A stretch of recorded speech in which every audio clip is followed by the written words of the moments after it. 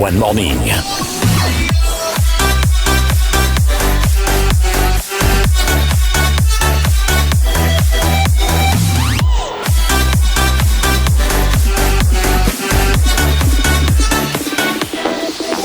La matinale qui booste votre journée.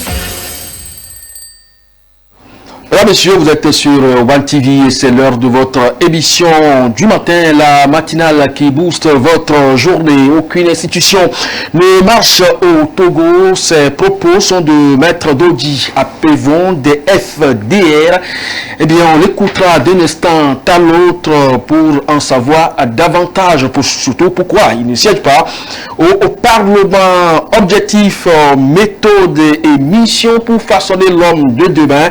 On découvrira également d'un instant à l'autre Fondation dans son ensemble avec ses acteurs.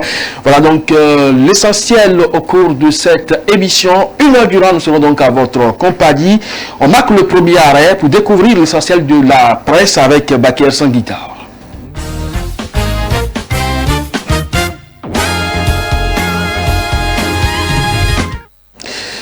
Bakir, bonjour. Bonjour Amitonou, bonjour à toutes et à tous. Nous irons au Togo, Sénégal et en Côte d'Ivoire pour parler actualité beaucoup plus politique. Et cette actualité, elle est dominée par les résultats définitifs des législatives au Sénégal et également les ambitions présidentielles à venir. Oui, tout d'abord au Togo, l'actualité politique est relativement discrète dans cette revue, laissant davantage place aux priorités économiques et sociales. Nous y reviendrons.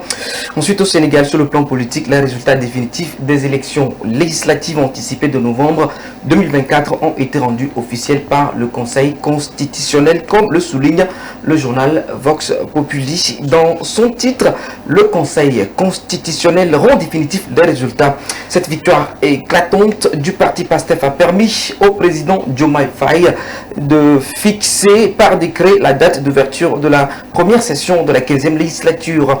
Par ailleurs, Sud Quotidien insiste sur l'importance de la collaboration entre les députés nouvellement élus et le chef de l'État dans son article Assemblée nationale à l'écoute de Diomaye Faye afin de garantir l'efficacité des actions prioritaires. Nous sommes en Côte d'Ivoire. La scène politique également est marquée par des ambitions présidentielles pour 2025. Le Nouveau Réveil rapporte des déclarations de Tidjane Thiam exprimant clairement ses intentions avec ces mots: je veux être président dès 2025 pour changer ce qui doit être changé. De son côté, Charles Blé Goudé, dont le Patriote, le journal, appelle à l'unité nationale, affirmant: en 2025, les Ivoiriens attendent un leader qui peut les rassembler. Ces deux personnalités incarnent des visions politiques distinctes mais convergent vers la volonté de renouveler la gouvernance et renforcer donc la cohésion nationale. Sur le plan économique, les indicateurs sont au vert pour le Togo pendant que la Côte d'Ivoire peut davantage souffler. Elle qui vient donc de découvrir un gisement d'or à Tanda. Voilà, sur le plan économique, plusieurs thèmes majeurs émergent. Tout d'abord, le FMI, le rapport donc du FMI sur les perspectives économiques régionales présenté à l'Université de Lomé met en lumière les tendances positives, mais aussi les défis importants pour l'Afrique subsaharienne. Éco et finance titre à ce sujet 3 tendances positives, 3 difficultés et 3 recommandations, tandis que la Nouvelle Tribune met l'accent sur les priorités dans son article intitulé FMI, perspectives économiques régionales, tendances positives, difficultés et priorités. Par ailleurs, le Togo est salué pour ses efforts en vue de son éligibilité au programme du MCC, comme le rapporte Ouara, les vainqueurs, sous le titre éligibilité au programme du MCC. Le Togo tient le bon bout. Cela reflète une politique économique tournée vers le développement durable. En outre, le gouvernement togolais a adopté un projet de loi de finances pour 2025 avec une hausse de 9,9% pour prioriser les secteurs sociaux et la sécurité nationale selon chronique de la semaine. Toutefois, enquête au Sénégal souligne l'urgence d'adopter cette loi dont des délais restreints mettant en lumière la course contre la montre pour finaliser ce processus. Et de manière similaire, l'économie ivoirienne enregistre des avancées significatives. La découverte d'une mine d'or de classe mondiale à Tanda, rapportée par Fraternité Matin et Le Patriote, est une opportunité majeure. Avec une capacité de production estimée à 11 tonnes par an et de création de plus de 4000 emplois directs, ce projet promet des retombées économiques importantes et un développement accru des infrastructures locales. Et d'infrastructures, le Togo pense aujourd'hui qu'il faut investir dans les secteurs clés du développement, pendant qu'au Sénégal, l'on tente d'apaiser les tensions qui secouent le monde universitaire. Voilà donc l'actualité sociale abordée par les confrères ce matin. Et nous revenons donc au Togo. En parallèle des avancées économiques, le Togo met également le point d'honneur à investir dans les secteurs sociaux. L'augmentation donc du budget, on est revenu de 9,9% pour 2025 annoncé dans la loi des finances, traduit cet engagement avec un accent particulier sur la sécurité nationale et les filets sociaux. Au Sénégal, en revanche, le Sénégal est marqué donc par des tensions sociales importantes, notamment dans l'enseignement supérieur. Le quotidien évoque les efforts conjoints du président Diomaye Faye et de l'opposant Ousmane Sonko pour apaiser ces tensions, comme l'indique le titre Diomaye et Sonko en sapeurs-pompiers. Cependant, Vox Populis rapporte que les violences ont conduit donc à la fermeture de l'université de Ziguinchor, reflétant l'urgence de stabiliser la situation et de reprendre les activités pédagogiques. C'est important. Merci donc à vous, Baker, pour cette revue. Dans son émission, le talk, Maître Dodi Apevon a été reçu. Il est responsable des FDR. Il dit qu'aucune institution ne marche au Togo. Il fait le panorama des législatives passées et toujours son refus de siéger au Parlement. On l'écoute.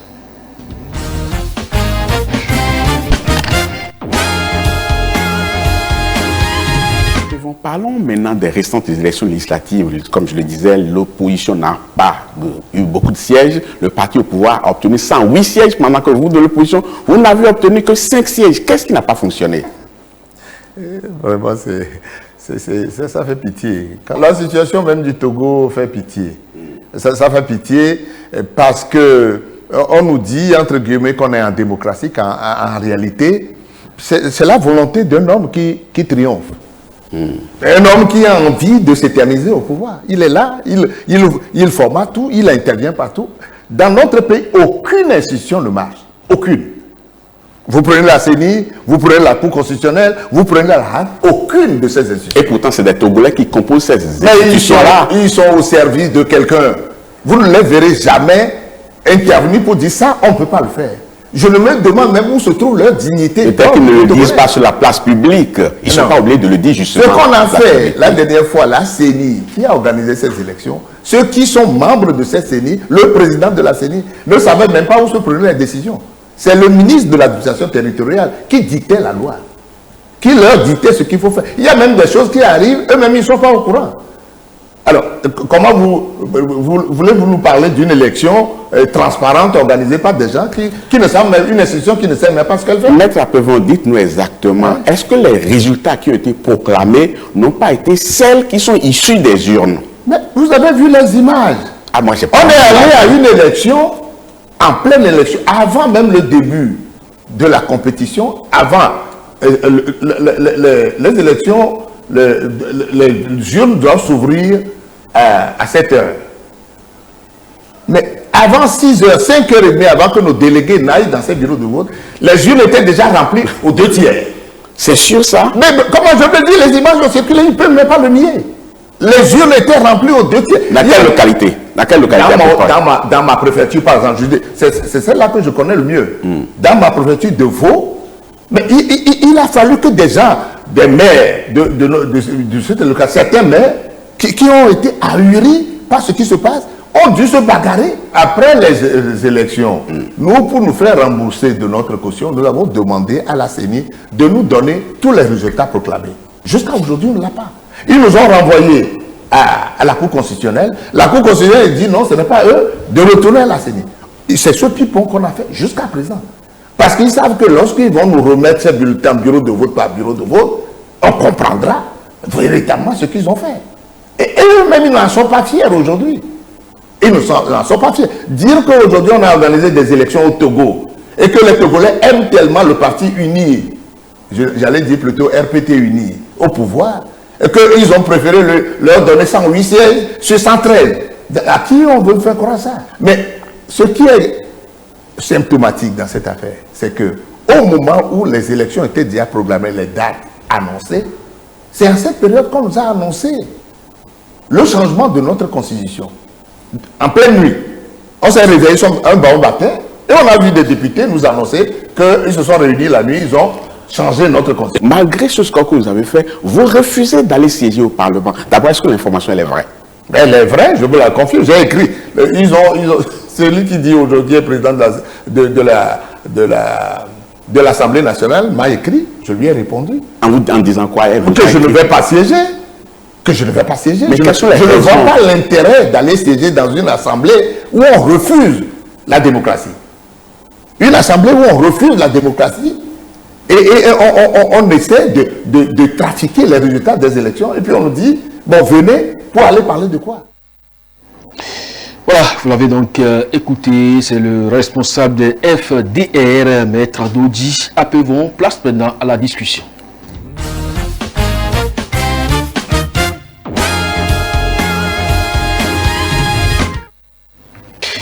En mission dans pratiquement 23 pays à travers le monde, sa pédagogie humaine et spirituelle permet donc de réveiller le meilleur de soi pour être acteur d'un monde plus humain et plus juste. Elle a célébré ses 50 ans au service du peuple togolais ce 24 novembre. Objectif, mission et méthode pour façonner les hommes pour un monde vraiment plus humain et plus juste. Nous allons donc découvrir cette dynamique que prône Fondation avec ses responsables. C'est quoi Fondation? Vous aurez donc le temps de le découvrir. Togo Fondation, comment parvenir à façonner les êtres humains pour un monde juste. C'est donc le thème autour duquel nous allons faire cette causerie. Et c'est avec Aria Etienne. Bonjour. Bonjour, monsieur. Alors, je rappelle que vous êtes infirmière retraitée, missionnaire de Fondation. Merci pour votre présence ici. Merci beaucoup. En face de vous, c'est Dr Ferdinand Adiendita. On ne le présente plus. C'est un de nos habitués, linguiste de formation. Il est conseiller international au niveau de cette fondation. Merci également pour votre présence. Merci pour l'invitation. Alors, je ne sais pas qui doit prendre la parole, mais c'est beaucoup plus avec Madame Etienne que je m'en vais donc chercher à comprendre. C'est quoi Fondation? Fondation, c'est une communauté chrétienne. Et pourquoi j'ai choisi Fondation? Parce que ça concerne tout l'être humain. Côté spirituel, côté humain, côté... Tout l'homme est dedans. Tout l'homme est dedans. Oui. Humain, spirituel et tous les autres volets qui forment un individu à part. Tout l'homme debout. D'accord. On aura le temps donc de comprendre davantage l'homme debout parce que la méthode, je l'ai dit, on doit savoir comment vous préparez donc cet individu qui, dans tout son ensemble, aussi bien sur le plan physique, sanitaire, spirituel, est vraiment complet pour un monde plus juste et plus humain. Alors, comment vous percevez cette définition que Mme Etienne vient de donner de cet organisme Fondation? Oui, merci beaucoup. Comme elle a dit, Fondation, c'est d'abord un chemin de transformation. Nous avons la conviction que c'est en faisant le chemin ensemble, avec les autres, que nous arrivons à transformer le monde et notre société. Donc, pour ce que Ria a dit, c'est très simple. C'est que pour que l'homme soit debout, il faut travailler sur certains leviers, notamment au niveau de la santé. Parce que lorsque l'homme est en bonne santé, c'est à cette condition que cet homme peut participer au développement du monde. Lorsque l'homme est bien formé et qu'il a des connaissances, la Bible dit mon peuple périt par manque de connaissances. Tout à fait. Alors, donc lorsque l'homme est formé, outillé, éduqué, il participe au développement.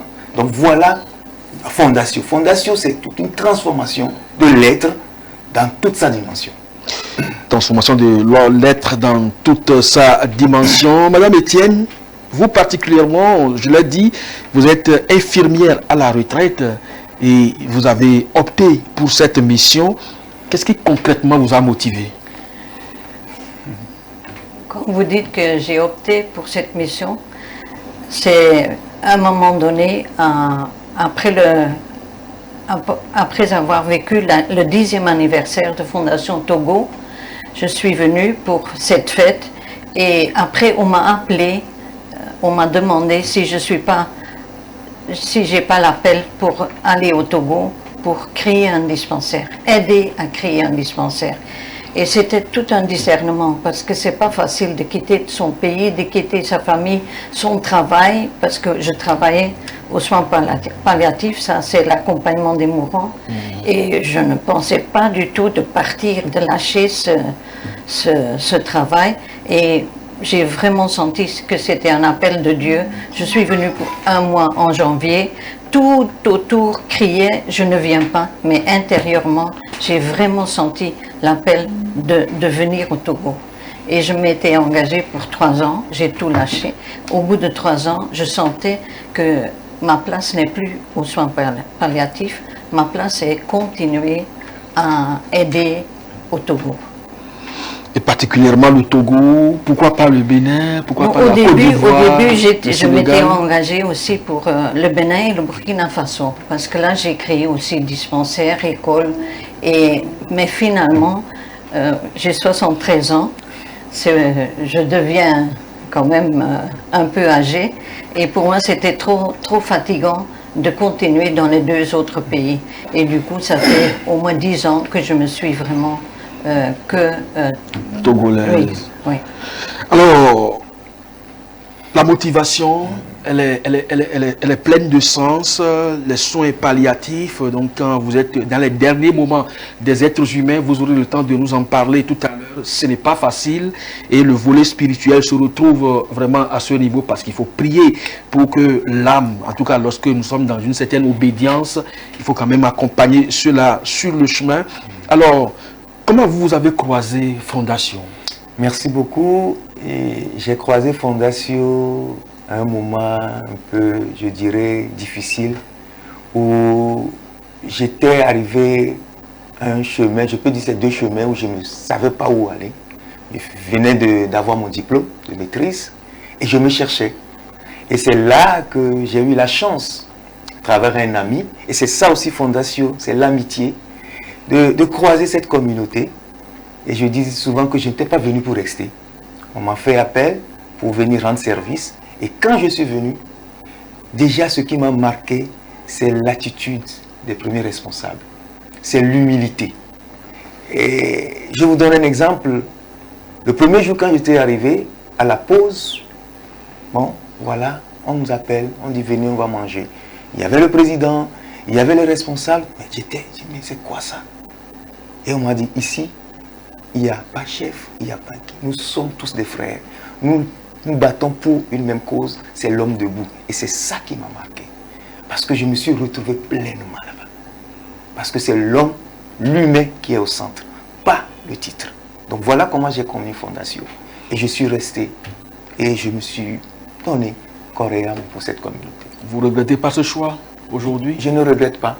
Parce que Fondation m'a formé d'abord. Fondation m'a formé. Puisque je sortais de l'université, bon, j'avais des connaissances, mais il y a ce que nous appelons la formation sociale.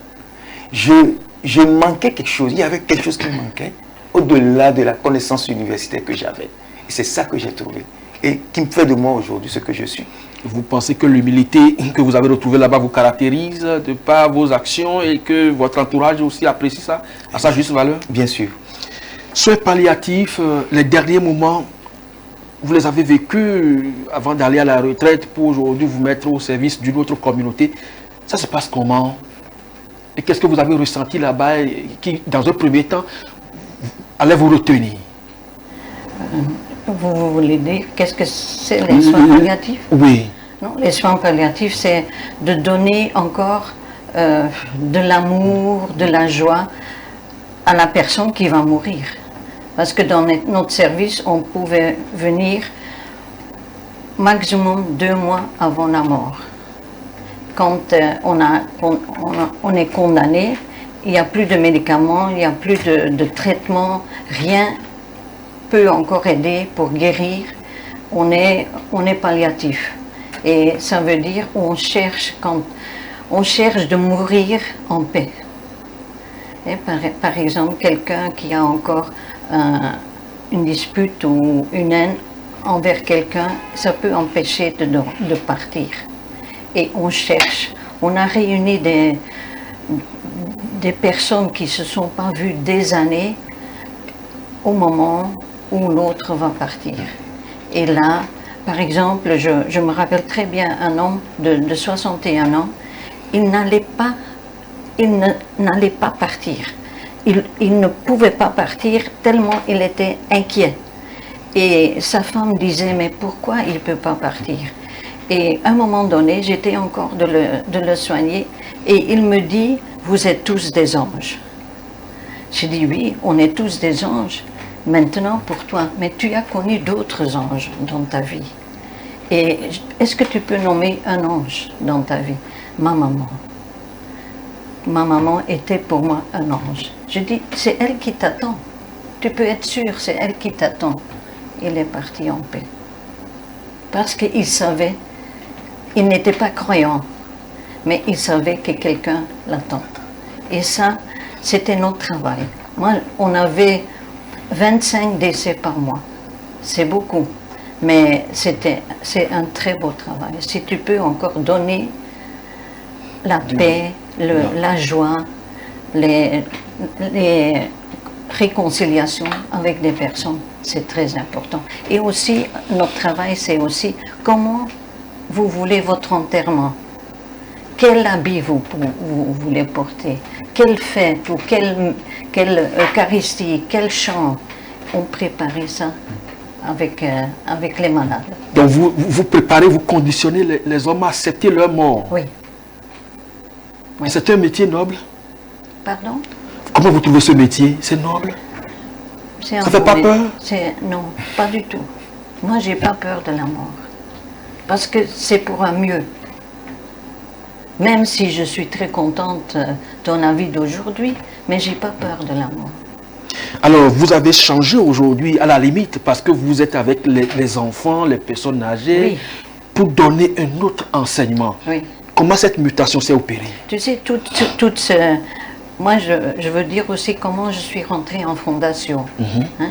Je faisais tout un chemin personnel, mais humain.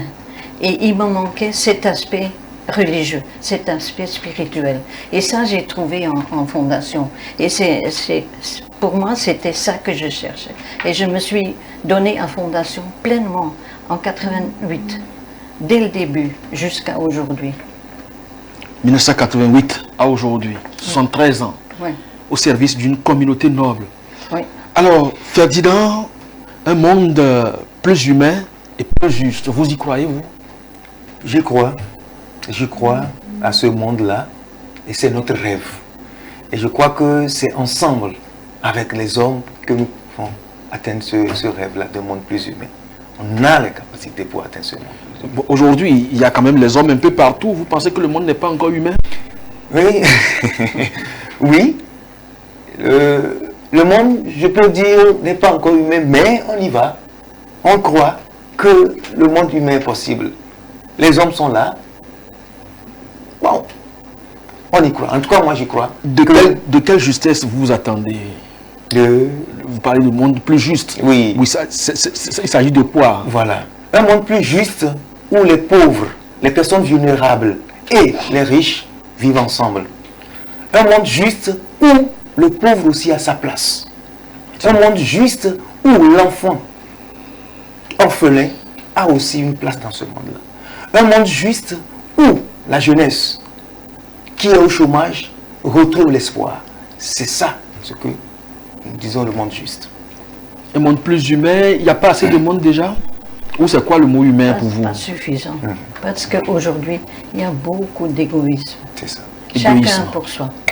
Et notre objectif, c'est pas chacun pour soi, mais chacun pour les autres et les autres pour soi. C'est ça. Ça, pour moi, c'est un monde beaucoup plus juste. Moi, je dis toujours, tout le monde ne doit pas partir comme moi. Mais si chacun fait à sa place et fait ce qu'il doit faire, le monde sera autre. Ça, j'y crois.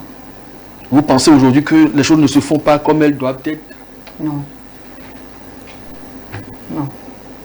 Mais ça fait déjà 50 ans que Fondation est là, travaille. Oui, mais on y va, hein, parce que moi, je peux dire combien de personnes nous avons déjà touchées. C'est ça. Et combien de personnes ont changé quelque part leur vie. Et le plus important, ils se sentent plus heureux. Alors, quelles sont les valeurs ou idéales autour desquelles vous travaillez pour en arriver à ces résultats-là, changer les humains afin d'avoir des hommes plus... Oui.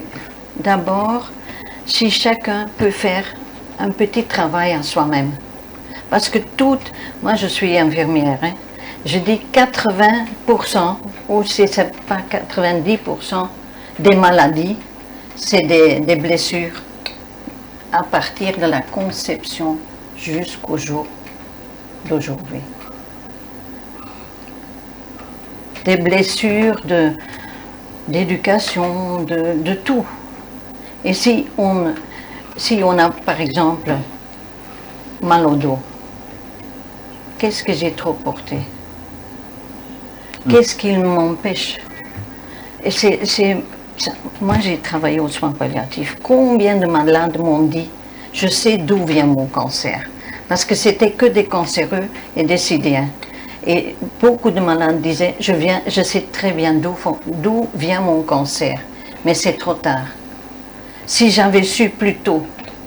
Et c'est pour ça, quand tu soignes quelqu'un, il faut toujours voir qu'est-ce qu'il y a derrière. Ça ne veut pas dire qu'il ne faut pas le soigner, qu'il ne faut pas donner des médicaments, mais qu'est-ce qu'il y a derrière? Le volet spirituel. Oui, et oui. Physiologique. Quelle blessure cache derrière la maladie? Ah ouais? Et ça, je suis convaincue. Oui, à votre âge, vous ne pouvez plus vous tromper avec l'expérience et la pratique également. Donc, les blessures que nous avons dans l'âme depuis la conception jusqu'à l'âge que chacun a aujourd'hui, donc concourent à son mal-être. Donc, il faut commencer par soigner cela pour être en pleine forme. Oui, on soigne d'abord, on est obligé de soigner d'abord la maladie. Okay. Mais après, on dit, mais pourquoi et à quel moment? Pourquoi tu as mal de tête? Pourquoi tu as une infection? Pourquoi? C'est souvent aussi un trop-plein. Hein, parce qu'on ne prend pas assez de repos, on ne prend pas assez de détente. Et le corps cache tout. Le corps, il conserve tout. Donc, elle travaille sur soi, ça fait partie donc des principes sur lesquels vous travaillez oui. Pour atteindre ce résultat. Oui. C'est tout? Ou il y a d'autres valeurs sur lesquelles vous fondez? Non, il y a la prière. Parce que ça, c'est aussi un sujet très important en fondation. C'est tout le monde qui doit prier? Pas tout le monde. Par exemple, moi, je peux dire, si je suis encore aujourd'hui au Togo, c'est grâce à ma foi. Si je n'avais pas la foi, je serais déjà longtemps retournée. Avec tout ce que j'ai vécu pendant les 25 ans, j'ai beaucoup de visites de mes amis, presque chacun dit, Ria, c'est très bien de vivre ici 2 semaines, 1 mois, 3 mois, mais constamment, non. Donc on vous encourage à repartir, mais malgré ça, vous ne voulez pas? Non, on ne m'encourage pas à repartir, pas du tout, mais ils apprécient ma durée ici. Ça aurait été certaines personnes qui se seraient retournées depuis. Oui, mais moi, c'est ma foi. Donc, moi, je dis, parce que quand j'ai une difficulté, je peux l'offrir au Seigneur. La prière, elle est importante. Oui. Donc, vous encouragez tout le monde à aller vers la prière, à sa façon? Non, je n'encourage pas tout le monde, mais je prie. Par exemple, ma famille est beaucoup plus loin de leur relation à Dieu. Mais tous les jours, je prie pour ma famille qui retrouve le chemin que moi, je parcourais. Parce que je vois aussi que ça leur manque. Ferdinand, un travail sur soi? Oui, le travail sur soi, c'est aussi l'amitié. Une des valeurs de fondation, je le dis, c'est l'amitié. Ensuite, c'est les bénédictions. Je crois qu'on n'a pas besoin forcément d'être chrétien. Quand on parle de bénédiction, c'est des paroles. À fondation, nous ne disons pas que le verre est à moitié vide. Le verre est toujours à moitié plein. C'est ça les paroles de bénédiction. Quand la personne fait quelque chose, je lui dis c'est bien. Même si c'est mauvais, essaie. C'est ça. À Fondation, c'est aussi la communion.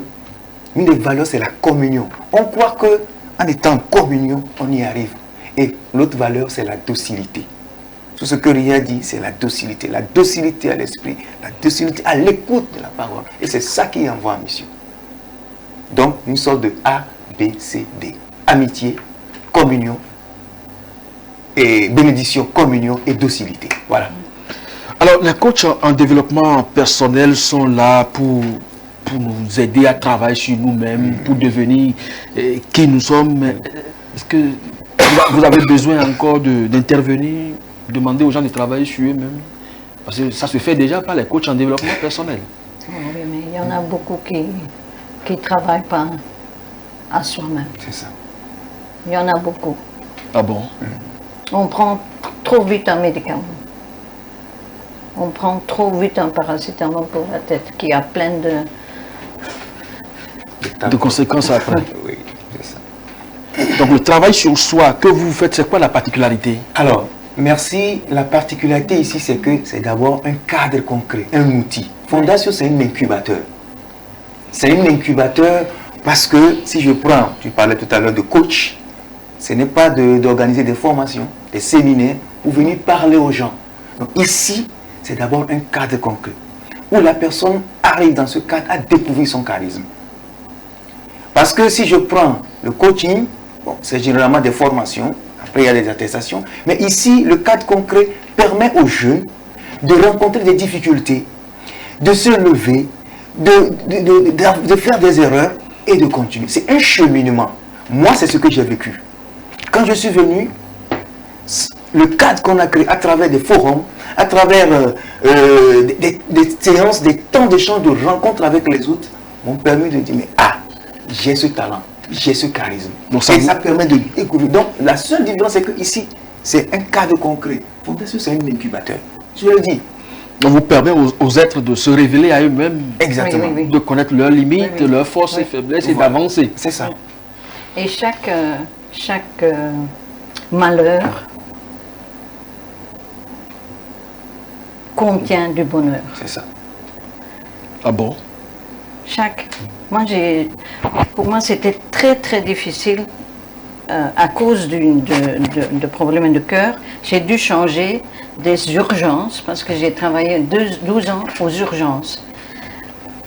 J'ai dû quitter ce service à cause des problèmes cardiaques. Et pour moi, c'était très difficile parce que j'avais des très bons collègues. J'aimais beaucoup ce service, mais j'étais obligée et j'ai commencé les soins palliatifs. Aujourd'hui, je dis, tout ça, quitter les soins palliatifs, pour moi, c'était aussi très difficile pour venir ici, mais ça m'a permis de vivre ici. Tout ce... Donc il faut faire violence sur soi parfois. Pardon? Il faut faire violence sur soi. Moi, je ne peux pas dire que c'est violence. Ça fait mal, mais c'est pas violence.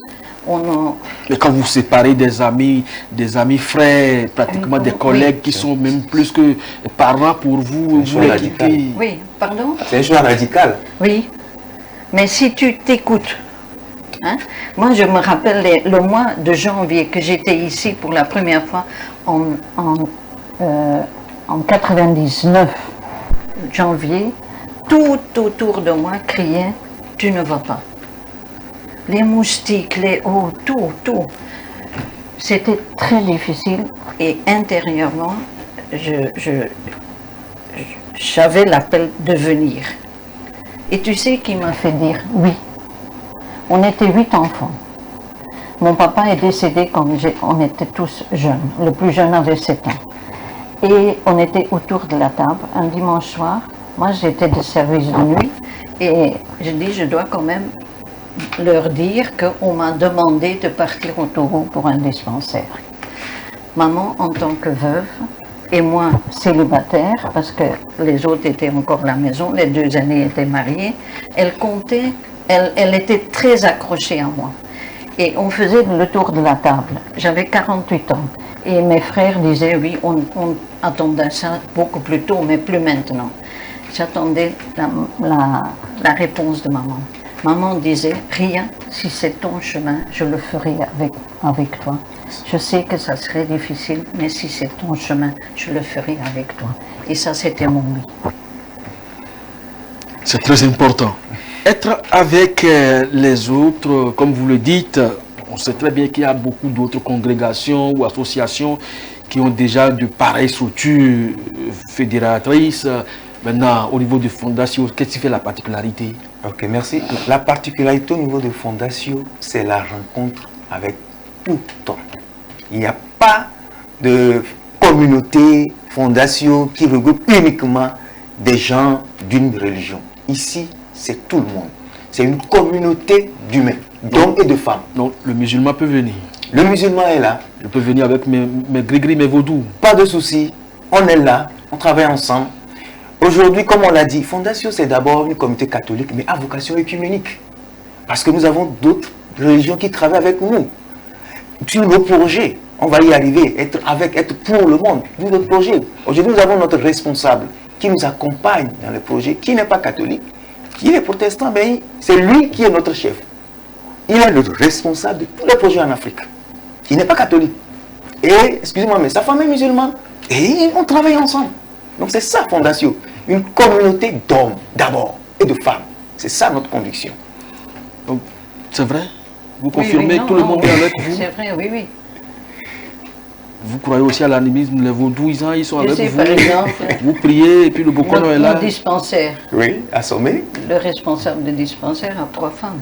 Oui. Vous l'acceptez comme tel? Oh, oui. Oui. C'est bien. Alors, être pour les autres, ça signifie quoi? Être au service des autres, prier pour eux, leur donner à manger tout le temps, alors qu'on sait très bien l'ingratitude humaine? Oui, je sais, mais moi, ça ne m'empêche pas. Ah bon? Même si je sais que la personne est ingrat, je donne toujours à manger. C'est plus fort que moi. Non, il faut venir voir combien de personnes par jour mangent chez nous. J'ai toujours de nourriture prête pour venir. On va faire donc bientôt l'abonnement, 25 années de service, donc on va en parler tout à l'heure. Ce service, ça se passe comment?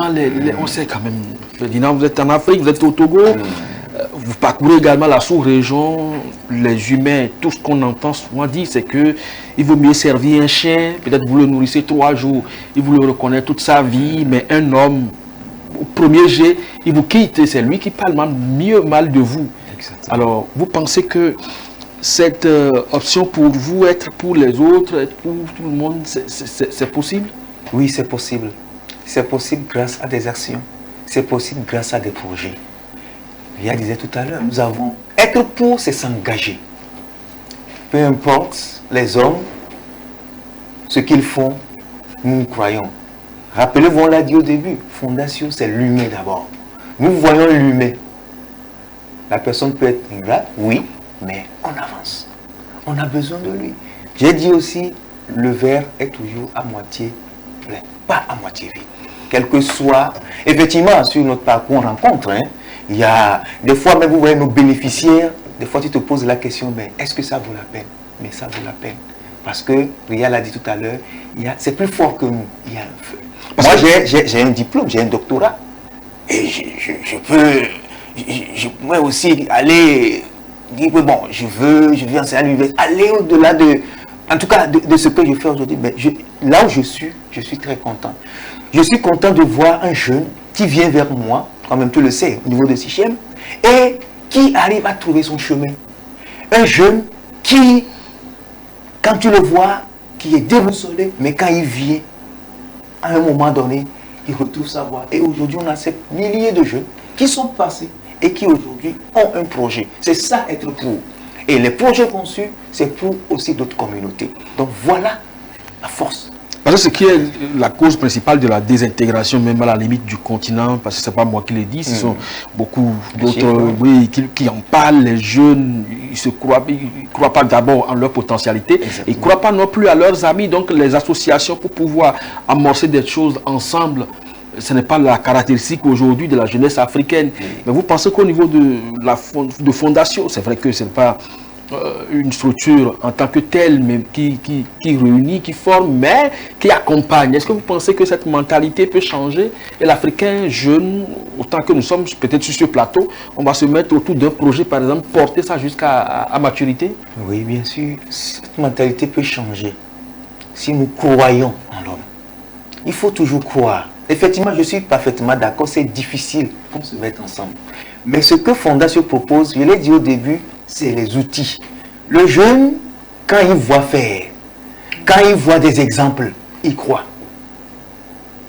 Parce que des fois on dit, bon, on ne veut pas, mais s'il n'y a pas des exemples, s'il n'y a pas de modèle, comment est-ce qu'on veut que les jeunes puissent croire? Comment est-ce qu'on veut? Nous, on a des projets, tout à l'heure on va en venir, mais si on voit nous les responsables de tous les projets, que ce soit Benin ou on est là, les projets, et on se rend compte. Et c'est ensemble qu'on avance. Et quand le jeune vient, il voit ça, il a confiance. J'ai dit au début, j'arrive dans une structure où je vois le premier responsable, et puis les autres, on me dit, viens manger. C'est pas possible. C'est ça. On croit. Et c'est à travers des comportements, des attitudes que nous pouvons, ce n'est pas des paroles, c'est des attitudes. Alors, 25 ans de vie au service d'un peuple, d'une communauté, c'est pratiquement une génération. 25 années, ce n'est pas petit. Y a-t-il eu des acquis aujourd'hui que vous pouvez vanter comme mérite? Pardon? Vous avez fait déjà 25 ans Oui. dans cette mission. Oui. Alors, est-ce qu'il y a des acquis aujourd'hui qu'on peut vanter pour dire, bon voilà, je me suis engagé, une génération après, voilà les résultats? En tout cas, j'espère. Et j'y crois aussi. Parce que par exemple, déjà maintenant, quand je vais en congé, 1 mois ou 1 mois et demi, tout tourne. Et c'est ça qui me fait du bien. Parce j'ai visité plusieurs ONG que la Belgique m'a demandé d'aller voir. Et tu vois, une grosse voiture, mais pas autre chose. Et ça, j'en suis sûre, si moi je disparais, il y a plein de projets qui continuent. Parce que c'est pas moi qui est la chef. Moi, je suis petite fourmi à côté de tous les responsables. Donc vous avez mis en place une structure qui, au-delà donc de votre personne, Oui. va pouvoir pendant longtemps encore survivre et pérenniser votre œuvre. Alors, les acquis de façon matérielle, on peut les trouver où? Ça se chiffre à peu près à combien aujourd'hui? Aujourd'hui, si nous prenons, d'abord, déjà si je prends Ria, un quart de siècle de sa vie, c'est plus de 13 projets dans le domaine de la santé, plus de dizaines de projets dans le domaine de l'éducation, dans le domaine de l'eau et assainissement, dans le domaine de la santé, elle disait tout à l'heure, elle était venue pour une maternité, mais très vite, on a vu que son engagement a dépassé ce cadre de ce village d'Assomé. Et donc, c'est toute l'Afrique aujourd'hui que Ria touche à travers des milliers de bénéficiaires. Au niveau de Fondation Monde, c'est plus de 75 millions de bénéficiaires qu'on touche chaque année à travers les projets de développement, de solidarité. C'est des projets qu'on met en place dans le domaine de la santé d'abord, dans le domaine de l'éducation, la formation et dans le domaine du développement. Parce que l'approche de Fondation, c'est quoi? C'est lorsque nous allons dans des communautés, d'abord le besoin est ressorti par les populations. Et c'est ensemble que Fondation arrive à les accompagner, à pouvoir réaliser ces besoins. Donc l'approche est beaucoup plus participative. Alors, vous l'avez tout à l'heure dit, on vous a instruit pour visiter des ONG et vous ne voyez que des carrosses, des bolides pour peut-être le président de l'ONG et plus rien. Oui. Vous êtes déçu? Oui, là, c'était surtout au début, hein, et là, j'étais déçue. Donc aujourd'hui, Parce que les gens, vous moi accommodez. je dis, mes compatriotes en Belgique ne sont pas au courant. Donc on donne l'argent. Par exemple, je viens encore d'avoir une demande d'audit d'un projet à Noche. Parce qu'ils m'ont contacté en Belgique même, quand j'étais en congé. Ria, on m'a donné ton adresse et on est venu, ça fait 6e année au Togo, et aujourd'hui on a des doutes.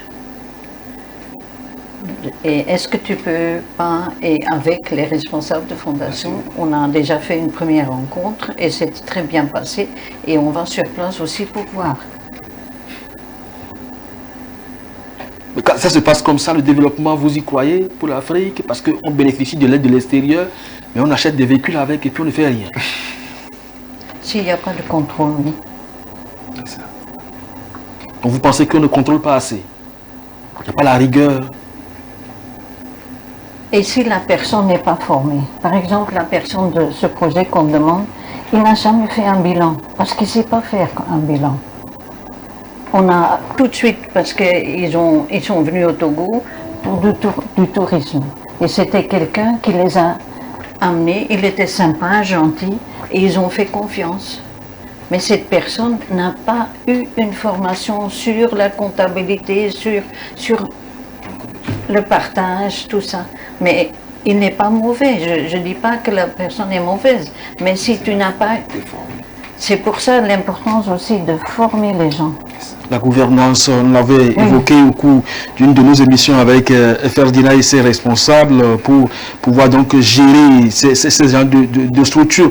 Alors aujourd'hui, Madame Etienne, s'il y a un regret, c'est lequel? Depuis 25 ans que vous êtes au Togo. Un regret?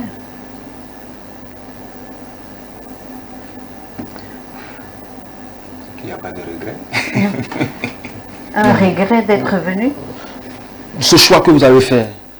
Non, j'ai pas un regret. Pour le choix, j'ai pas un regret. Ça, non, c'est ma vie.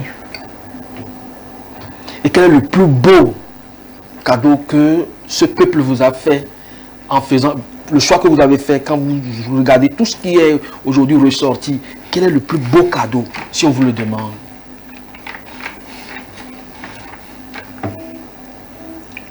Le plus beau cadeau, c'est par exemple dimanche.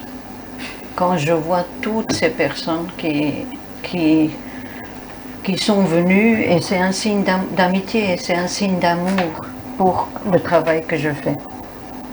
Il faut voir toutes les ignames, toutes les patates douces, tous les ananas qu'on a reçus. C'est quand même des signes qu'ils m'apprécient. C'est très peu à côté de tout ce que j'ai fait. Mais moi, je dis, si quelqu'un que j'aide beaucoup et qui revient avec un ananas, je suis très contente. Ou avec une main de banane, je suis très contente. Vous parlez des fruits, mais vous n'avez pas évoqué les animaux, le porc? Oui, ça, oui, j'ai reçu une chèvre, j'ai reçu deux poules, j'ai reçu un bœuf. Un bœuf, oui. Vous l'avez déjà tué? Oh, on a déjà mangé des vaches. Alors, quelles sont aujourd'hui vos relations, puisque vous êtes un des conseillers internationaux de l'association, vos rapports avec le pouvoir public? Oui, bon, nos rapports avec le pouvoir public sont très bons. Et si nous avons des événements réalisés, donc nous faisons appel. La preuve, le dimanche, pour l'anniversaire des 50 et des 25 ans, on avait des autorités qui étaient là, les chefs de village, avec qui nous travaillons énormément. Et donc voilà, les relations sont bonnes avec les autorités et le pouvoir public. Parce qu'ils voient réellement ce que nous faisons sur le terrain. Comme je le dis, si vous allez sur le terrain, les réalisations sont là. Donc avec le pouvoir public, il n'y a pas de problème. On travaille, on fait le job avec eux. Moi, quand vous m'avez demandé le regret, oui. Le seul regret que j'ai adopté un enfant. À 2 ans et demi, le gouvernement m'a appelé à travers Ange, des enfants de rue. Est-ce que vous ne voulez pas garder un petit garçon qu'on a trouvé dans la zone portuaire? Pour quelques semaines, j'ai accepté. Les quelques semaines sont devenues des années. Jusqu'au chemin que j'ai pris pour l'adoption. Parce que je présente aussi l'adoption belge néerlandophone auprès du CNED. Le CNED, c'est le Comité national d'adoption des enfants togolais. Et j'ai fait le chemin d'abord à cause de mon âge, où on m'a dit de faire d'abord une adoption togolaise. J'ai fait une adoption togolaise de Christian. Pour avoir une adoption belge. J'ai fait tout ce chemin, mais au jour que j'ai eu l'adoption belge, que Christian est devenu belge, on a arraché la nationalité togolaise. Et jusqu'à aujourd'hui, ça nous fait très mal. Et parce que moi je suis célibataire, j'ai la nationalité belge. Dans la loi togolaise, on prend la nationalité des parents. Du coup, ils ont enlevé la nationalité togolaise. Mais c'est un vrai Togolais. Et j'étais même voir Madame Dorbé pour ça, et elle m'a dit, il y a toujours des exceptions à la loi, et on va, mais ça fait 2 ans que je l'ai rencontré, et jusqu'à aujourd'hui, je n'ai pas une réponse. Et ça, c'est mon seul regret, que Christian n'a pas sa nationalité. Et on me dit toujours, et toi tu n'as pas la nationalité belge, après tant d'années, après tout ce que tu as fait pour le Togo. Est-ce que vous en avez exprimé le besoin auprès des autorités? Oui, auprès de Mme Dorbé. Oui, je crois que c'est un processus. Vous ne l'avez pas relancé? Oui, j'ai relancé 2 fois à Mme Dorbé à travers des vœux de nouvel an, tout ça. Oui. Je crois qu'elle vous aura entendu tout au long de cette émission et ce regret trouvera donc solution afin que vous n'ayez plus du tout de regrets comme vous l'avez dit tout à l'heure. Alors, oui, Ferdinand, vous avez tout à l'heure dit que vos rapports avec le pouvoir public donc sont vraiment très bons. Donc, si ces rapports sont bons, ça veut dire que forcément, Madame Etienne trouvera solution. Elle trouvera solution. Je crois qu'on est dans un état, on ne va pas forcer les choses. Vous comprenez? Il y a tout un processus à suivre. Donc pour ça, il n'y a pas de crainte. Donc c'est un processus, puisqu'on ne peut pas se substituer à l'État. L'État, c'est procédure. Donc en tout cas, le dossier est en cours et il n'y a pas de feu. Bon, c'est comment que RIA... Peut-être ce qui se fait en Belgique, ce n'est pas la même chose au Togo et les pressés veulent avoir, mais ça va venir. Ça va venir. Donc, je crois que le processus est là. Elle a dit tout à l'heure, elle a été reçue, elle a été écoutée. Donc, il n'y a pas... Nous, on n'a pas peur. En tout cas, je parle en tant que responsable. Donc, on n'a pas peur. Le processus est en cours. Déjà, le fait d'accepter pas l'adoption, c'est déjà un pas. Donc, il n'y a pas de problème à ça. De toutes les façons, 25 ans au service d'une communauté, le peuple togolais vous le revaudra et de 1000 manières. Quelque chose se fera dans ce sens-là. Alors, les perspectives d'avenir aujourd'hui, vous avez dit tout à l'heure que même si vous vous retirez, la chaîne va continuer parce que vous avez instauré un climat à la limite de démocratie et chacun est autonome, il gère comme cela se doit. Quelles sont les perspectives aujourd'hui? Vous croyez en la jeunesse africaine aussi? Oui, je crois sûrement. Et pour moi, mes perspectives, le temps, je dis toujours le temps que ma santé le permet de rester et le temps que les personnes me financent. Parce que ça c'est un miracle. Dès le début, dès que j'ai dit oui, j'avais tant de personnes parce que j'avais pas de salaire, les fondations ne me donnaient pas de salaire. Et je perdais ma salaire d'infirmière. Mais j'avais tout de suite 40 personnes qui me versent un montant par mois et c'est ça qui fait mon salaire. Et aussi ma sécurité sociale, c'était 682 € par mois. Et c'est les moines de l'abbaye de Westmal, de ma commune, qui ont financé ça pendant 10 ans. C'est un gros montant. Tout à fait. Oui. Et je dis le temps qu'on m'aide, parce que je ne peux pas faire seul. J'ai peut-être 2000 personnes derrière moi, en Belgique, en France, qui font le chemin avec moi. Oui. C'est énorme. Alors, il y a ce volet qu'on ne va pas perdre de vue parce qu'on va bientôt finir cette émission, mais il faut qu'on en parle assez. Le volet spirituel, quelle place ça doit avoir dans la vie d'un être qui veut être un homme accompli? Une très grande place pour moi. Et moi, ça me fait toujours mal que je rencontre des personnes, ça ne veut pas dire que je ne les aime pas, hein, qui n'ont pas cette foi. Ça, tu ne peux pas imaginer comment ça aide et de faire confiance. Je me rappelle on avait un week-end de fondation et il manquait 13 000 francs pour combler les frais du week-end. On était, pour faire le bilan, on disait, il manque 13 000. Comment on va les Répartir. oui, répartir? J'ai dit, Seigneur, c'est très peu, 13 000 francs pour moi. Et je peux facilement les donner, mais il faut me faire un signe. Ils étaient en train déjà de partager. Je n'avais pas de signe. Et tout d'un coup, ça sort de ma bouche que je vais payer les 13 000. J'étais pas contente. Parce que j'avais pas eu un signe et c'était sorti de ma bouche. Tout le monde très content. J'arrive le soir. J'ai reçu un mail d'une chorale en Allemagne, de notre ville comme jumelée, qui ont chanté pour moi et qui me donnent 7000 Deutschmark.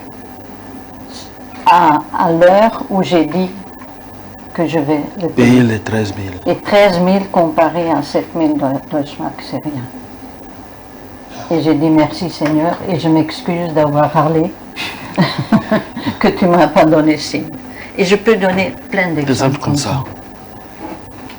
Donc la prière, la foi, elle est importante. Oui, très important. Vous croyez, on a mangé tellement de poulets, de boconon et autres que il y a le doute qui est l'enfant gothique, c'est l'être humain, un enfant de désir, de la chair. Et le doute est là. Oui, le doute est là, le doute doit être là. Le doute doit être là. On est des humains, on va douter. Mais comme on le dit, on doute, mais je crois qu'on doit toujours avoir foi, se relever et avancer. La prière, la foi a une place très importante. Parce que ce que nous faisons, c'est pas facile d'être au contact des autres.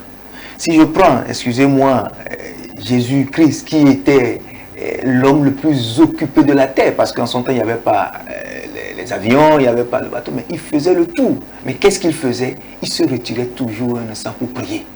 Parce que la prière c'est comme la racine d'un arbre. Si on se retire, on prie, on retrouve les forces et on continue la mission. Donc la prière c'est très fondamental. Bon, c'est vrai, le bokono, tout ça. Croire en quelque chose, c'est important. Le bokono, comme on le dit, aussi croit. Il croit, nous aussi on croit. Donc l'essentiel c'est la foi. Parce que lorsque nous mettons la religion, c'est là où il y a des divisions. Ici nous parlons de la foi. La foi c'est quelque chose qui est divine. La foi c'est entre moi et mon Dieu. Donc quel que soit le nom qu'on va donner, Maou, Sobo, tout ça là, c'est la foi. C'est déjà l'essentiel. Donc c'est en quoi tu crois, il faut vraiment lui faire recours, se recueillir de temps en temps et demander, implorer sa grâce. On va bientôt sortir de cette émission. Qu'est-ce qu'on peut retenir? Qu'est-ce que vous avez envie de dire que vous n'avez pas encore dit? Qu'est-ce que j'ai envie de dire? Ça venait tout à l'heure. Hein, c'est... Quand on pose une question, il ne faut pas tout de suite répondre. Il faut dire, Seigneur, qu'est-ce que tu me dis? Et ça aide beaucoup. Comme ça, vous ne dites pas, par exemple, quand moi j'ai plein de questions, plein de demandes tous les jours. Et je réponds toujours, si ça doit se faire, ça se fera. Peut-être pas aujourd'hui, peut-être pas demain, peut-être l'année prochaine. Mais j'attends un signe du Seigneur pour répondre oui ou non. Et ça... Vous nous invitez à ça? Pardon? Vous nous invitez à ça? Oui. Quand on vous pose n'importe quelle question ou problème? Les deux, question et problème. Seigneur, qu'est-ce que tu as à me dire envers cette personne? Et c'est peut-être pas tout de suite, hein, ça peut être tu peux avoir la question. Moi, il y a parfois un mois, des mois, que je porte quelque chose dans la prière, et au bout de 2 mois, ou 3 mois, ou 1 semaine, j'ai une réponse. Et c'est ça, la réponse est juste. Autrement, tu réponds tout de suite et après tu regrettes. Ça m'est arrivé aussi, hein, que je réponds tout de suite. Oh, j'aurais pas dû faire ça. Et c'est très difficile à revenir. Ferdinand, le dernier mot pour conclure cette émission, parce que ce ne sera pas votre dernier mot sur ce plateau quand même. Merci beaucoup. Mon dernier mot aujourd'hui, c'est l'engagement. Je crois que notre monde a besoin des engagés. On a besoin des engagés. C'est vrai, c'est difficile aujourd'hui de voir des jeunes s'engager. Mais à Fondation, nous croyons. C'est pourquoi nous proposons des outils. Lors du dernier congrès, qui s'est tenu d'ailleurs à Sichem, où on avait plus de 120 délégués venus des 4 continents, on avait retenu 2 orientations. L'enfance-jeunesse et l'écologie intégrale. Aujourd'hui, c'est des programmes, ces 2 programmes, ces 2 orientations constituent 2 programmes pour nous avec de projets. Et je crois, je l'ai dit au début, la spécificité de Fondation, c'est de proposer un cadre. Fondation, c'est un incubateur. Et à travers ces programmes enfants-jeunesse, où nous touchons des milliers d'enfants, de milliers de jeunes, à travers l'écologie intégrale, où on redonne espoir à la vie, on redonne espoir à notre terre, on redonne espoir à la femme. Je crois que nous avançons et nous irons encore loin. Donc voilà ce que je peux dire, l'engagement au service d'un monde plus humain et plus juste. Madame Etienne, donc la retraite n'est pas forcément signe de je ne peux plus rien faire, je suis fatigué. Non, je dis, le temps que vous marchez et que vous n'êtes pas assis, tu ne vieillis pas. Il faut bouger. Moi, j'ai beaucoup de personnes de mon âge qui sont déjà dans le fauteuil. Mais pour moi, le sens de ma vie, c'est de bouger, d'être au service des autres. Et comme ça, je ne sens pas l'âge. Parfois dans mes articulations, oui, mais pas dans ma tête. Donc la vieillesse, elle est mentale? Oui, pour une part. Pour une part. Oui, oui.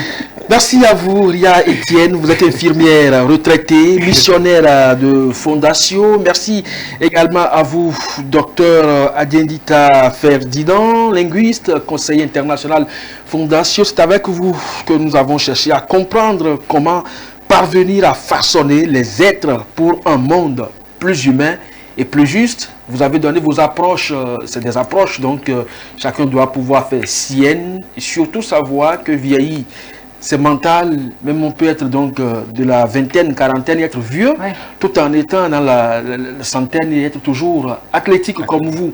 Chacun à tous, merci donc de nous avoir suivis. Ne vieillissez surtout pas, tant que vous marchez, continuez pas à servir les autres et votre vie vous sera davantage plus avantageuse. Et on l'a appris également, on peut bien mourir, il ne faut pas avoir peur de la mort, puisque vous êtes né dans la joie. Merci de nous avoir suivis, à très bientôt sur One TV. Le One Morning.